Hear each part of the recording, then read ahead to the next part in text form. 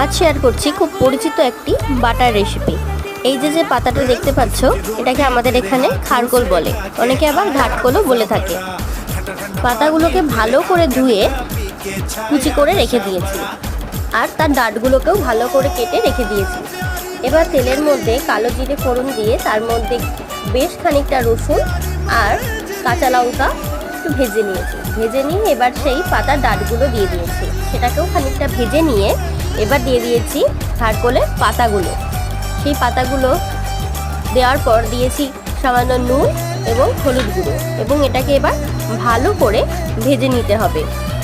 ভালো করে ভাজার পর এবার কেউ মিক্সিতে বা শিলে ভালো করে বেটে নিতে পারো। শিলে বাটলেই বাটার স্বাদটা আরও বেশি ভালো হবে।